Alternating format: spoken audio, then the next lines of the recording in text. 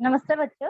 मैं चारकोप सेक्टर 1 मानपा हिंदी माध्यमिक शाला की सहायक शिक्षिका हूँ। मेरा नाम वसुंधरा नरेंद्र पासी है और आज हम लोग पढ़ने वाले हैं राजनीति शास्त्र का भारत तथा अन्य देश। इसके पहले आपने इसी पाठ का आधा हिस्सा पढ़ा था, पर हम फिर से पुनरावृत्ति करते हैं कि हमने क्या क्या पढ़ा था। तो सबसे पहले भारत, जो कि हमारे यहाँ पे पूरे विश्व में 7 कॉन्टिनेंट्स है, 7 महाद्वीप, उसमें से जैसे north America, south America, Europe, Africa, Antarctica, Australia, Asia, इसमें से ये 7 कॉन्टिनेंट्स में से एशिया का एक हिस्सा भारत है, जो कि आकार की दृष्टि से एक बड़ा देश भारत है, जो कि एशियाई देशों में से एक प्रभावशाली देशों में जाना जाता है, देश के रूप में जाना जाता है। तो अब हम यहाँ पे देखने वाले हैं कि भारत और अन्य देशों के साथ साथ पहले हम देखेंगे कि भारत के पड़ोसी कौन कौन से देश है और उनके साथ भारत का कैसा संबंध है। तो सबसे पहले यहाँ पे जैसे चित्र दिया हुआ है, भारत के बहुत सारे पड़ोसी देश है, जैसे है पाकिस्तान, चीन, नेपाल, भूटान, म्यांमार, बांग्लादेश, श्रीलंका। इस तरीके से हम यहाँ पर देख सकते हैं कि भारत के कौन कौन से पड़ोसी देश है। फिर यहाँ पर हम देख सकते हैं किस प्रकार से अलग अलग ध्वज है, अलग अलग झंडे हैं अलग अलग देशों के। तो उसमें यहाँ पर नेपाल, भूटान उत्तर की दिशा में, अफगानिस्तान, पाकिस्तान, मालदीव, श्रीलंका, बांग्लादेश, ये सभी राष्ट्र भारत के पड़ोसी देश हैं। तो अब यहाँ पे हम देख सकते हैं कि कौन कौन से जो राष्ट्र है भारत के पड़ोस में, जैसा कि हमने अभी पिक्चर में देखा कि कौन कौन से भारत के पड़ोसी देश है और उनके साथ भारत का कैसा रिश्ता है, हम शॉर्ट में देखेंगे। सबसे पहले अफगानिस्तान ये जो देश है, इस पर तालिबानियों का बहुत ही ज्यादा हमला हुआ था। तालिबान ये एक संगठन है, आतंकवादी संगठन, उनका वर्चस्व बहुत ही ज्यादा है था अफगानिस्तान पर। और उसी के साथ साथ भारत ने अफगानिस्तान में शांति, सुरक्षा और स्थिरता लाने के लिए, वहां चल रही हिंसा को रोकने के लिए जो तालिबानी लोग चला रहे थे, उस लिए लोकतांत्रिक सरकार बनाने के लिए भारत ने अफगानिस्तान की मदद की है। और साथ ही साथ इसी तरह युद्ध व्यवस्था के कारण जो उनकी आर्थिक व्यवस्था, परिवहन सुविधा, ये सारी नष्ट हो गई थी, उनमें भी सुधार लाने के लिए, सड़कों का निर्माण करने के लिए, वहां के विज्ञान और तकनीकी ज्ञान के लिए, उस क्षेत्र में उन्नति लाने के लिए भी भारत ने बहुत सहायता की है। इसी के साथ साथ विद्यालय है, स्वास्थ्य सुविधाएं हैं, सिंचाई परियोजना है, ऐसे बहुत सारे क्षेत्रों में भारत अफगानिस्तान की मदद करते हुए आ रहा है। मतलब बहुत समय से उनके साथ उनका अच्छा संबंध है। अब हम दूसरा देखेंगे, बांग्लादेश, जो कि पाकिस्तान के भाषिक और राजनीतिक अत्याचार के कारण पहले ये पूर्वी पाकिस्तान के नाम से जाना जाता था, परंतु 1971 में बांग्लादेश का निर्माण हुआ और पूर्वी पाकिस्तान और पश्चिमी पाकिस्तान में पहले ये भाषाई अंतर था। और जैसे जैसे समय बीतता गया, 1971 में इन्होंने अपना एक अलग राष्ट्र का निर्माण किया, जिसका नाम रखा बांग्लादेश। भारत और बांग्लादेश के बीच पानी के बंटवारे के संबंध और सीमा रेखा के संबंध में कुछ समझौते भी हुए हैं, और साथ ही साथ उनके बीच में जो संघर्ष चल रहा था, इसी समझौते के दौरान वो संघर्ष पूरी तरह से खत्म हो गया और उनके साथ व्यापारिक संबंध बढ़ना ये भी आरंभ हो गया। फिर तीसरा है श्रीलंका। अब श्रीलंका अपने पड़ोसी राज्य श्रीलंका के साथ भारत के मैत्रीपूर्ण संबंध है। 1985 के बाद श्रीलंका में राजनीतिक अस्थिरता का निर्माण हुआ था। उस समय श्रीलंका सरकार की सहायता के लिए भारत ने ही शांति सेना भेजी थी, ताकि कोई भी ऐसी स्थिति आए जिसमें श्रीलंका को आपत्तिजनक स्थिति हो या कुछ ऐसे हो जिसमें कि श्रीलंका को कमजोर समझा जाए, उस समय उन्होंने शांति सेना भेजी ताकि उसकी मदद हो सके। और उसी के साथ साथ सागरी क्षेत्र में सुरक्षा की दृष्टि से श्रीलंका के साथ मित्रता के संबंध महत्वपूर्ण है। मतलब श्रीलंका और भारत ये सुरक्षा की दृष्टि से भी एक दूसरे से जुड़े हुए हैं। फिर हम देखेंगे नेपाल। नेपाल किस तरीके से भारत के साथ संबंध रखता है।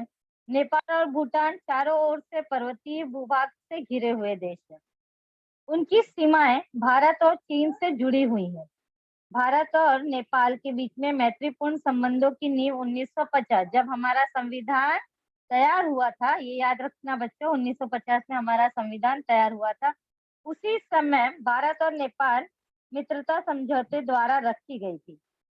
इस समझौते से नेपाल के नागरिकों को भारत में आसानी से न केवल प्रवेश ही अपितु सरकारी नौकरी और उद्योग करने की अनुज्ञप्ति लाइसेंस भी प्राप्त हुआ। मतलब नेपाल से हमारे देश में कोई भी लोग आ सकते हैं और जा सकते हैं, अगर वहां पर और साथ ही साथ सरकारी नौकरी और कोई भी अगर उद्योग धंधे शुरू करना चाहते हैं तो उसके लिए उन्हें स्वीकृति दी गई है।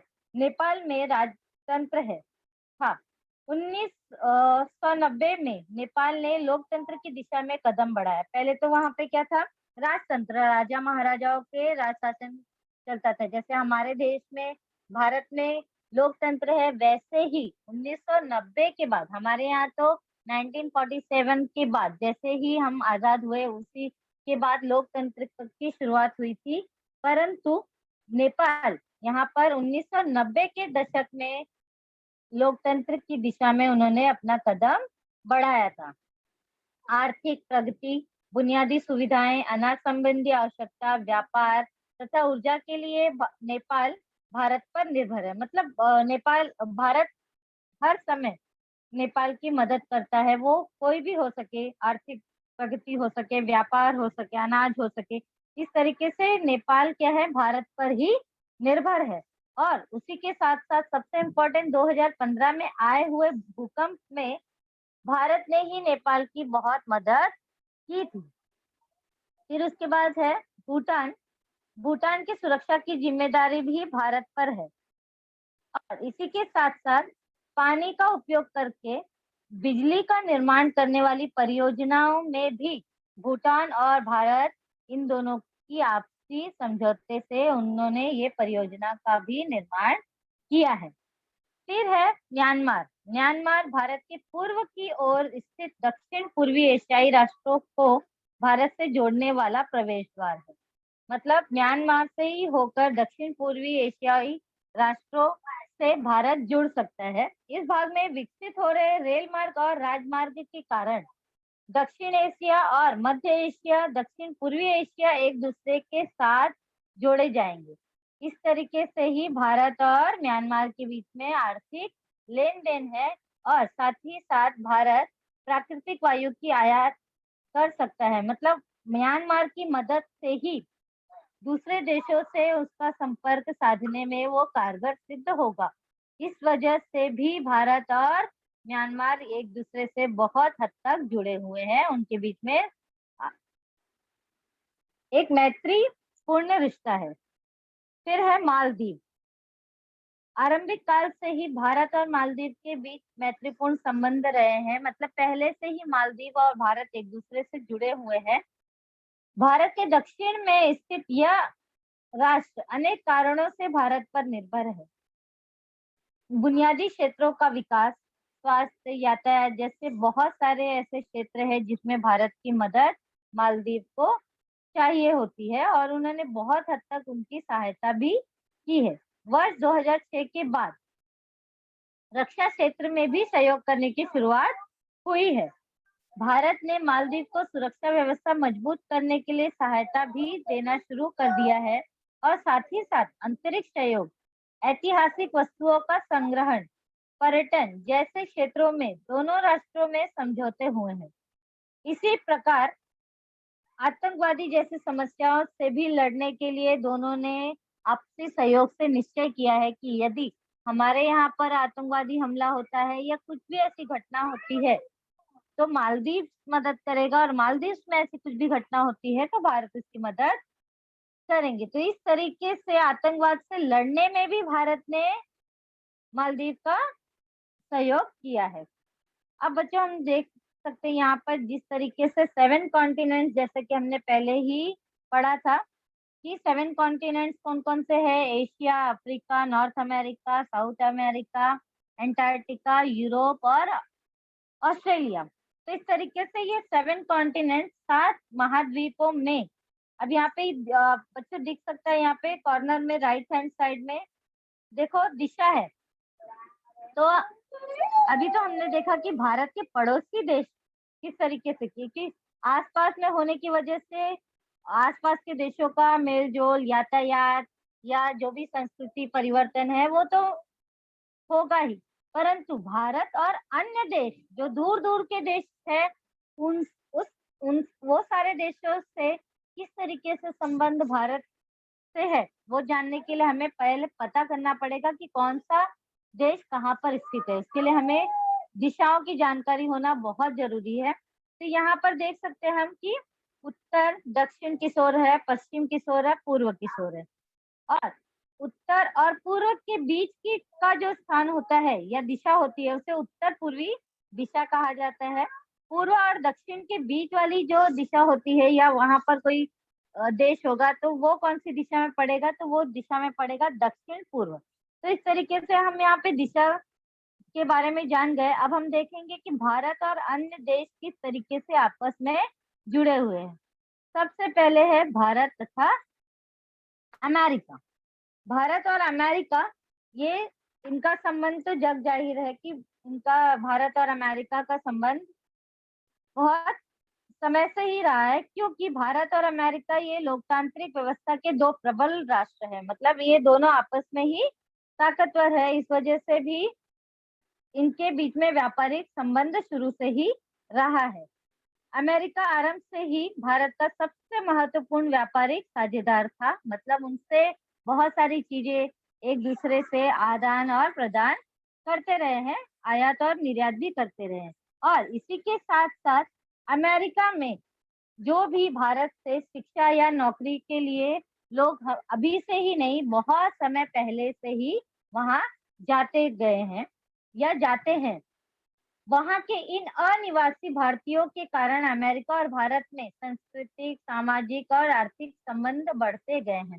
क्योंकि हम भारतीय जहाँ पर भी जाते हैं अपनी संस्कृति, अपनी परंपराओं को लेकर जाते हैं, उसी तरह से दूसरे देश वाले जब हमारे देश में आते हैं तो वो भी कुछ हमसे सीखते हैं, हम भी कुछ उनकी संस्कृति को अपनाते हैं। तो इस तरीके से व्यापारिक दृष्टि से ही नहीं अपितु संस्कृति की दृष्टि से, सामाजिक की दृष्टि से, आर्थिक संबंध भी हमारे अमेरिका से बहुत मजबूत होते चले आ रहे हैं।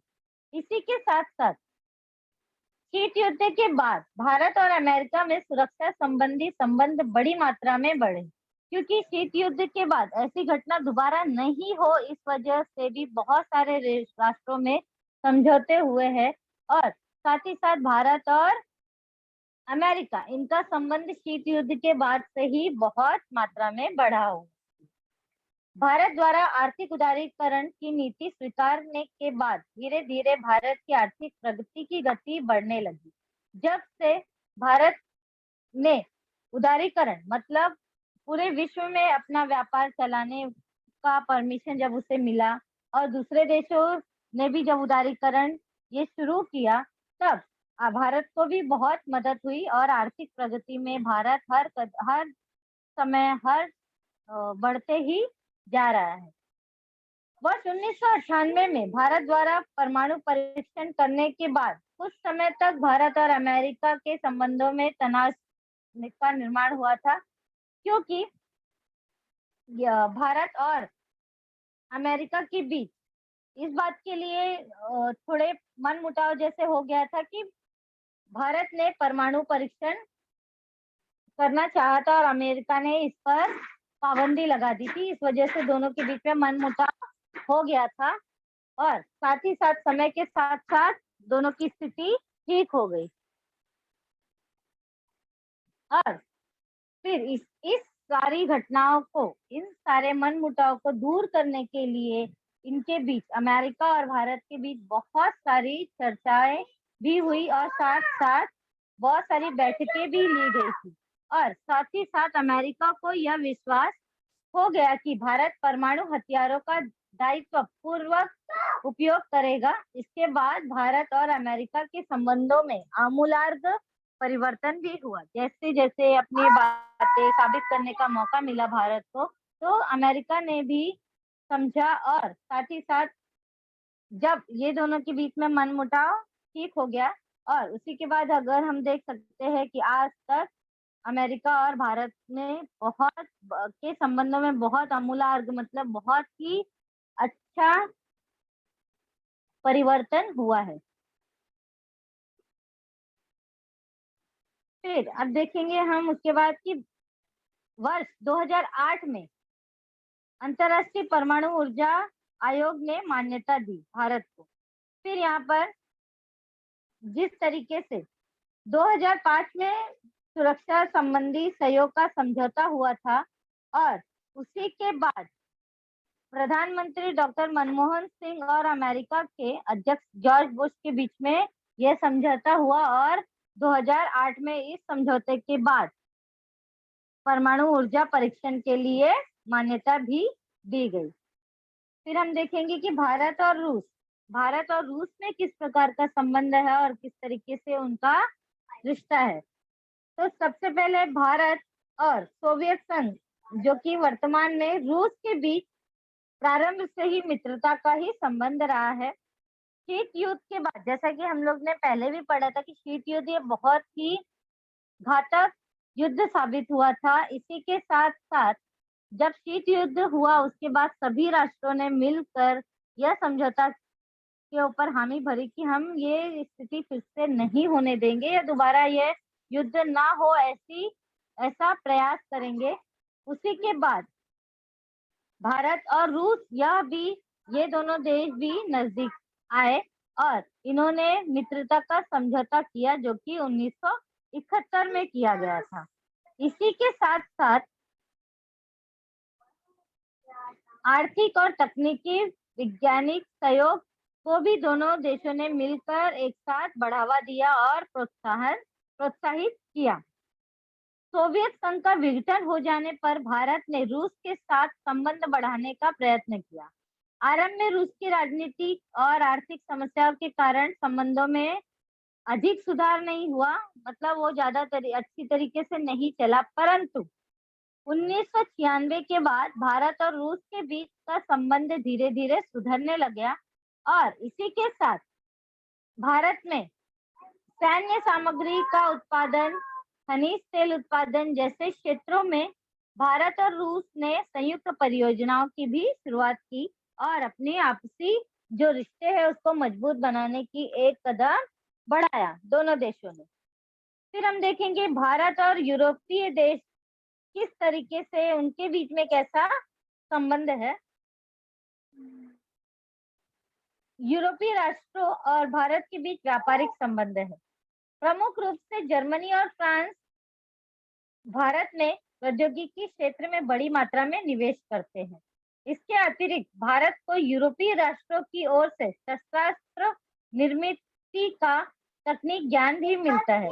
तो यूरोपीय देश बहुत ही ज्यादा मदद करते हैं कि ताकि जो शस्त्र है उसकी निर्मित हो सके, अपडेट वर्जन उनको मिल सके जो भी शस्त्र है, और उनको टेक्निक का ज्ञान हो सके ताकि वह भी वो सारी टेक्निक अपने भारत को आगे बढ़ाने में कर सके। उसी के साथ साथ अभियांत्रिकी और सूचना तकनीकी ज्ञान के क्षेत्र में भी भारत बड़ा निर्यात करने वाला देश है। मतलब वही जो भी मशीनरी है और सूचना तकनीकी की जो भी चीजें है वो ज्ञान के क्षेत्र में भारत बहुत ही ज्यादा निर्यात करता है। साथ ही साथ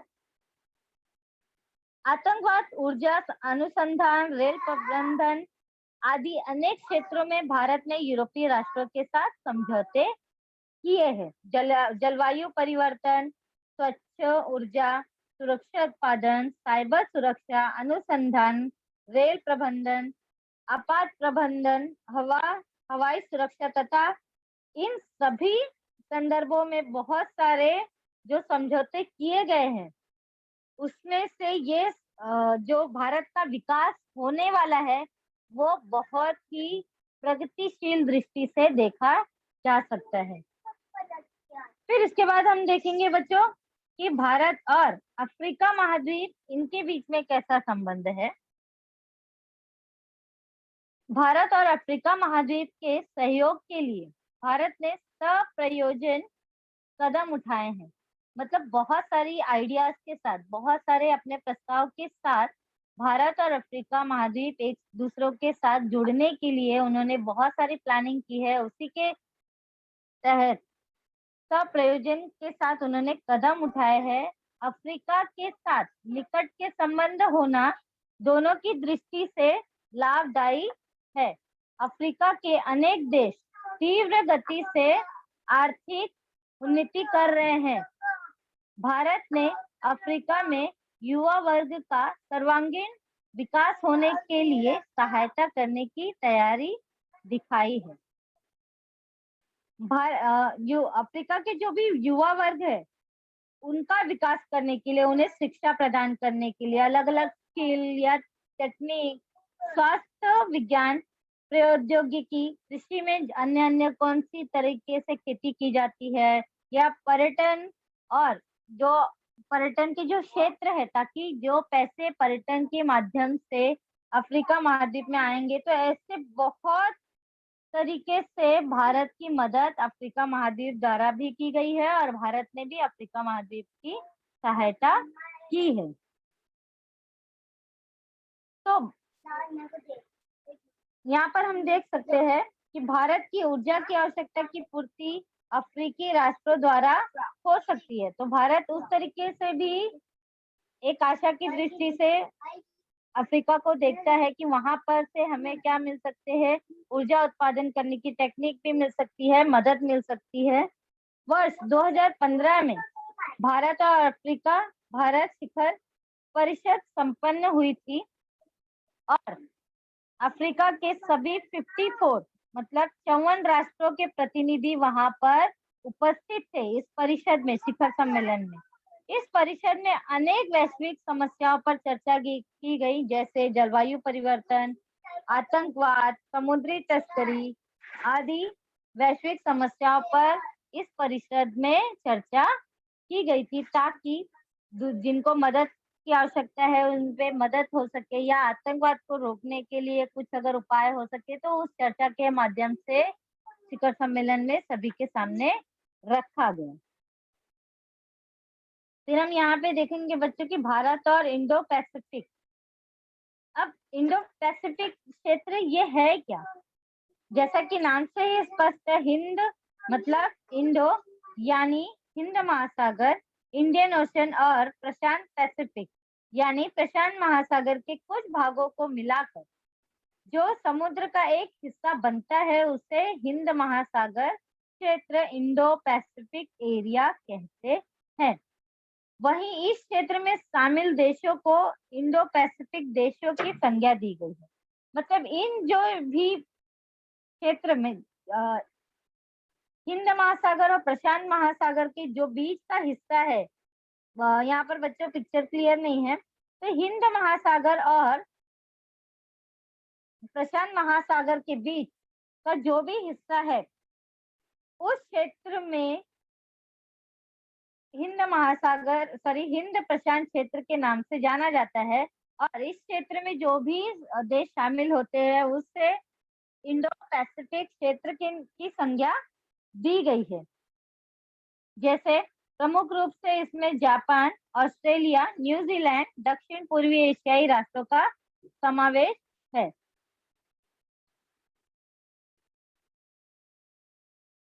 इन सभी राष्ट्रों से भारत के घनिष्ठ आर्थिक और व्यापारिक संबंध है। वहां की अनेक कंपनियां ने भारत में निवेश किया है। मतलब वहां की बहुत सारी जो देश है वो क्या करते हैं, भारत में आते हैं और अपनी कंपनियों को स्थापित करते हैं ताकि यहाँ से भी उनका व्यापार अच्छी तरीके से चले और भारत के साथ उनके संबंध भी और सुधरते जाए। वहां की भारत और ऑस्ट्रेलिया इनमें सामाजिक सुरक्षा, अपराधियों का प्रत्यार्पण, नशीले पदार्थों की तस्करी विरोधी अभियान, पर्यटन, कला संस्कृति, इन सभी क्षेत्रों में विविध अनुबंध किए गए हैं। भारत और इंडो पैसिफिक जो क्षेत्र है उनमें जितने भी राष्ट्र आते हैं उसमें भारत और ऑस्ट्रेलिया ये जो देश है, अगर कोई भी भारत का कोई पकड़ा जाता है नशीले पदार्थ बेचते हुए, तस्करी करते हुए, तो इन सभी जो अगर पकड़े जाएगा कोई भी व्यक्ति तो उस सरकार को उन्हें सौंपना होगा। अगर यहाँ से कोई पकड़ा जाता है तो वो ऑस्ट्रेलिया की सरकार को देना होगा। अगर ऑस्ट्रेलियाई नागरिक यहाँ पर कुछ ऐसे गैर कानूनी धंधे करते हुए पकड़े जाएंगे तो उनकी सरकार को वो लोग को सौंपना होगा। ऐसे अनुबंध किए गए हैं। इसी के साथ बुनियादी सुविधाएं, परमाणु ऊर्जा, संरक्षण सुविधा, सूचना प्रौद्योगिकी आदि क्षेत्रों में जापान भारत की सहायता करता है। जापान ने भारत को सागरी क्षेत्र के विकास और सुरक्षा के लिए आर्थिक और तकनीकी सहायता देना स्वीकार भी किया है। दोनों देशों के तटरक्षक और नौसेना में संयुक्त अभ्यास किया जाता है। तो ये अपनी जो तटरक्षक दल और नौसेना है इनके लिए जो कि हर समय ट्रेनिंग की जाती है, हर समय जो प्रशिक्षण होता है, अभ्यास होता है, ये दोनों देश हमेशा मिलकर ही तैयारी करते हैं, जापान और भारत, क्योंकि ये साथ ही साथ टेक्निक सीखकर भारत और जापान आगे मिलकर बढ़ना चाहते हैं। तो ये हर समय जो भी नौसेना की ट्रेनिंग होती है, अभ्यास होता है, वो एक ही साथ करते हुए भी दिखते हैं। और साथ ही साथ जापान भारत को सागरी क्षेत्र के विकास और सुरक्षा के लिए भी आर्थिक मदद देता है। फिर हम बच्चे देखेंगे यहाँ पे भारत और दक्षिण पूर्वी एशिया में कौन कौन से देश आते हैं, उनके बारे में हम पढ़ेंगे कि भारत और दक्षिण पूर्वी एशिया के जो देश है वो किस तरीके से भारत से जुड़े हुए हैं। हम यहाँ देख सकते हैं चित्र में कि दक्षिण पूर्वी एशिया में कितने राष्ट्र है बच्चों, तो 10 राष्ट्र है, जो कि Brunei, Cambodia, Indonesia, Laos, Malaysia, Myanmar, Philippines, Singapore, Thailand, Vietnam, ये सारे देश जो है वो दक्षिण पूर्वी एशियाई के हिस्से हैं। और इन सभी राष्ट्रों का संबंध भारत से सौहार्दपूर्ण संबंध है। इस तरीके से हम देख सकते हैं कि जो भी देश है दक्षिण पूर्वी एशिया के जो देश हैं, मुख्यतः Indonesia, Malaysia, Singapore, Philippines, Thailand, Myanmar, इन देशों के साथ भारत का मित्रतापूर्ण संबंध रहा है पहले से ही। भारत द्वारा आर्थिक उदारीकरण की नीति स्वीकार किए जाने पर इन संबंधों में अधिक वृद्धि हुई है। जब से भारत ने उदारीकरण को अपनाया है तब से इस भारत का संबंध और ही ज्यादा व्यापक हो चुका है और भी ज्यादा मित्रतापूर्ण दक्षिण पूर्वी एशिया के साथ बन चुका है। और यहाँ पर हम देख सकते हैं बच्चों की दक्षिण पूर्वी एशियाई राष्ट्रों से व्यापार बढ़ाने की यह नीति पूर्व की ओर देखो लुक ईस्ट नाम से पहचानी जाती है। वर्ष 2014 के बाद यह नीति अधिक सक्रिय की गई। वर्तमान में भी यह नीति कृति करे एक्ट ईस्ट के नाम से जाना जाता है। तो यहाँ पर हम देख सकते हैं बच्चों की चित्र में जो लेफ्ट हैंड साइड में इंडिया के दाईं ओर दक्षिण पूर्वी एशिया के प्रदेश है जो कि रेड मार्किंग की गई है। तो यहाँ पे हम देख सकते हैं कि दक्षिण पूर्व कौन सा स्थान है या कौन सी दिशा है जहाँ पर ये एशिया दक्षिण पूर्वी एशिया के बहुत सारे देशों के साथ भारत किस तरीके से जुड़ा है ना। फिर हम देखेंगे भारत और पश्चिमी एशिया किस तरीके से भारत के साथ रिश्ता है पश्चिमी एशिया और भारत का। तो पश्चिमी एशिया में बहुत सारे देश है, जैसे 19 से 21 देश है, जैसे Armenia, Azerbaijan, Bahrain, Cyprus, Georgia, Iran, Iraq, Israel, Jordan, Kuwait, Lebanon, Oman, फिलिस्तीन, कतर, सऊदी अरब, सीरिया, तुर्की, संयुक्त अरब अमीरात, यमन। तो यहाँ पर देखो भारत के कौन से हिस्से में ये देश पड़ता है। तो यहाँ पर पश्चिम और उत्तर की दिशा के बीच में जो है वह पश्चिमी एशिया का प्रदेश है। मतलब पश्चिमी एशिया के बहुत सारे राष्ट्र है जो कि 19 से 21 संख्या में पाए जाते हैं। तो हम देखेंगे कि भारत और पश्चिमी एशिया के साथ कैसे संबंध है। पश्चिमी एशिया के देश प्रमुख रूप से तेल तथा प्राकृतिक गैस की आपूर्ति करने वाले देश है। यहाँ पे बहुत सारे तेल के, खनिज तेल के और प्राकृतिक गैस के की आपूर्ति करने वाला देश है, क्योंकि वहां पे बहुत सारे खनिज तेलों के कुएं हैं, जिस वजह से ये देश दूसरे देशों की भी मदद करता है उन्हें निर्यात करके। भारत के पश्चिमी एशियाई राष्ट्रों के से पारस्परिक संबंध है, हमेशा उनके साथ आदान प्रदान, आयात निर्यात की प्रक्रिया चलती ही रहती है। भारत पश्चिमी एशियाई राष्ट्रों से प्राप्त होने वाले तेल पर निर्भर है। ईरान, बहरीन, कुवैत, सऊदी अरब, संयुक्त अरब अमीरात, इन राष्ट्रों की ओर से भारत तेल का आयात करता है। तो बड़ी मात्रा में जो तेल है, खनिज तेल है, प्राकृतिक गैस, खनिज तेल का जो हिस्सा है वह भारत इन सारे देशों से, जो कि मैंने बताया, ईरान, बहरीन, कुवैत, सऊदी अरब, संयुक्त अरब, इन राष्ट्रों से यह खनिज तेल का आयात करता है। उसी तरीके से कृषि के लिए हम आधुनिक तकनीक इजराइल को देते हैं ताकि वह अपना कृषि कार्य बहुत अच्छी तरीके से कर सके, और रक्षा संबंधी आधुनिक सामग्री भी इजराइल से प्राप्त हमें होती है। इसके अतिरिक्त नौकरी व्यवसाय के लिए अनेक भारतीय भी वहां जाकर रहते हैं और वहां पर अपना काम करते हैं। अपनी आर्थिक व्यवस्था में उनका भी योगदान महत्वपूर्ण है। हमारी जो लोग हैं, हमारे जो नागरिक हैं, उनमें से बहुत सारे ऐसे लोग हैं जो सऊदी अरब में काम करते हैं, कुवैत में, ईरान में, बहरीन में कार्य करते हैं। तो एक अच्छा खासा आर्थिक मदद हमें वहां से भी प्राप्त होती है, वहां से भी योगदान होता है, जिसकी वजह से हमारी आर्थिक व्यवस्था भी अच्छी तरीके से चलने में मददगार सिद्ध होती है। सभी राष्ट्रों से मित्रतापूर्ण संबंध रखना और अपने साथ अन्य राष्ट्रों का भी विकास हो, इसके लिए एक दूसरे की सहायता करना भारत की विदेश नीति का प्रमुख उद्देश्य है। हमने पहले भी पढ़ा था कि भारत की विदेश नीति किस तरीके से है।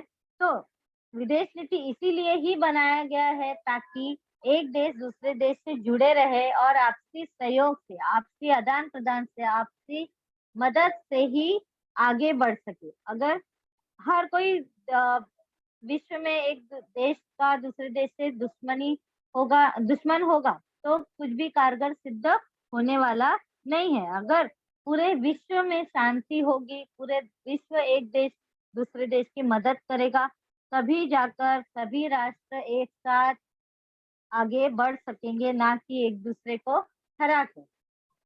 तो हमने यहाँ पर भारत और विश्व के महत्वपूर्ण देशों के संबंधों में संक्षेप में समीक्षा की है, और इसके अगले वाले पार्ट में हम बहुत सारी अंतरराष्ट्रीय और वैश्विक समस्याओं का भी अध्ययन करेंगे। तो यहाँ पर हम फिर से एक बार रिवाइज कर लेते हैं बच्चों कि हमने क्या क्या पढ़ा।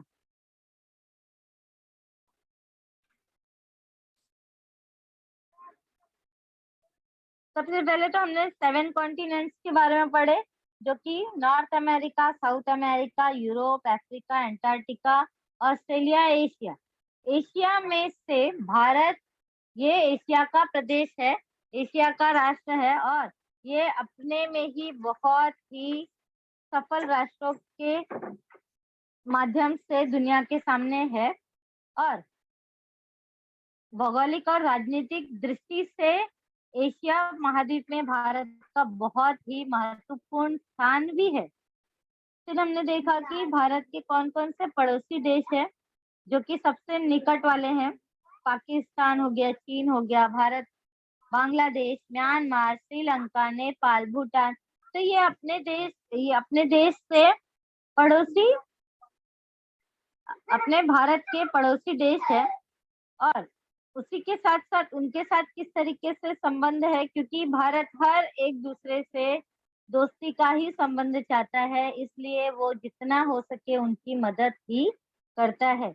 जैसे कि हमने यहाँ पर देखा कि तालिबानियों से किस तरीके से तालिबानी संगठन से परेशान अफगानिस्तान की मदद भारत ने की, ताकि वहां पर शांति स्थापित हो सके। और साथ ही साथ इन्होंने परिवहन की सुविधा, सड़कों का निर्माण करने में भी भारत ने मदद की है।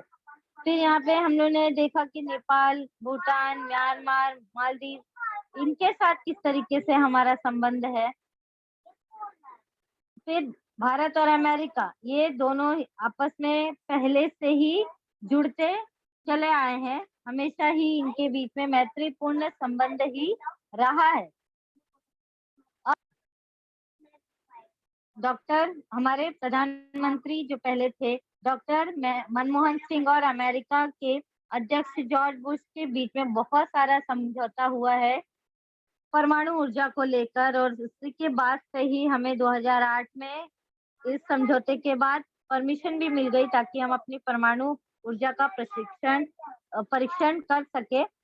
इस वजह से विगत 5 वर्षों से सभी क्षेत्रों में भारत और अमेरिका के बीच का जो संबंध है उसमें वृद्धि ही होती आ रही है।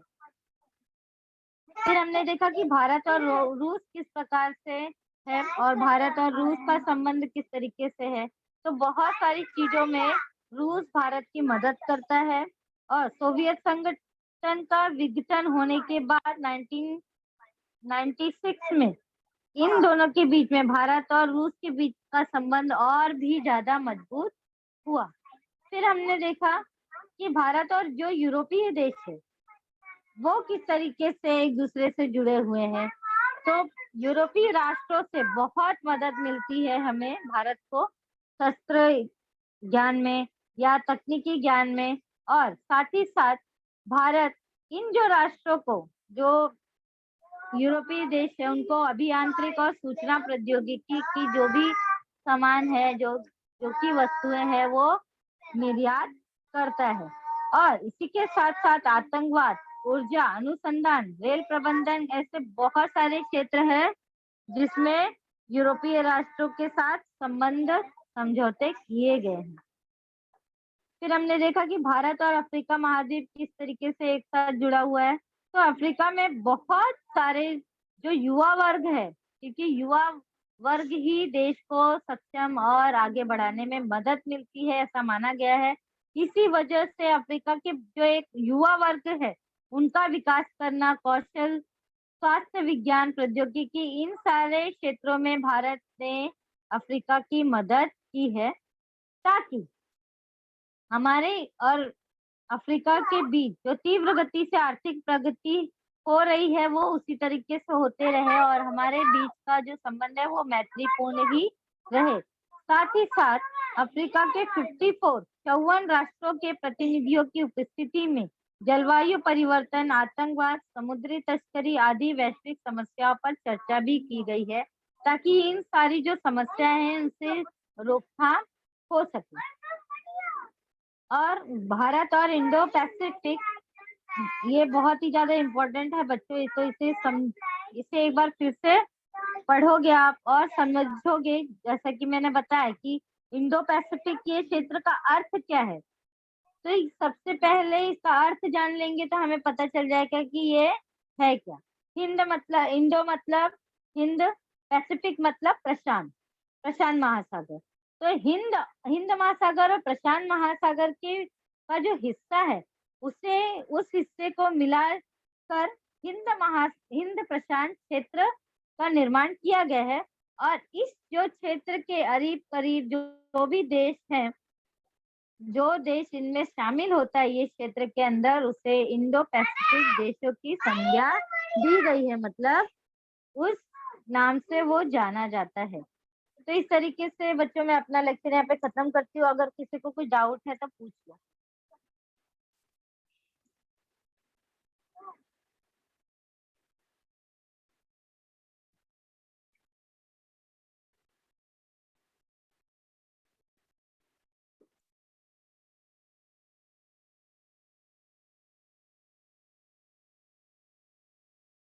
किसी को कुछ डाउट है बच्चे तो पूछ सकते हैं आप।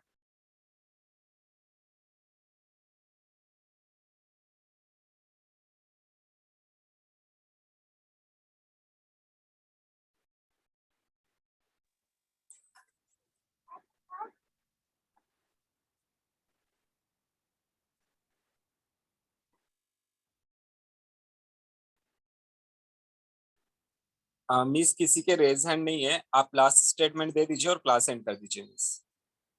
ठीक है, तो बच्चों हमने किस तरीके से भारत और अन्य देशों के रिलेशंस है, रिश्ते हैं, व्यापारिक दृष्टि से हो गया, तकनीकी ज्ञान की दृष्टि से हो गया, कृषि के माध्यम से हो गया, आतंकवाद की समस्याओं के माध्यम से हुआ, तो वो किस तरीके से भारत से जुड़े हुए इसके बारे में हमने जानकारी हासिल की। और अगले पार्ट में किस तरीके से अन्य समस्याएं जो भारत और पूरे विश्व में एक समस्या है, जो कि जिसका नाम है अंतरराष्ट्रीय समस्या, उसके बारे में अध्ययन करेंगे। Thank you. Okay, thank you miss.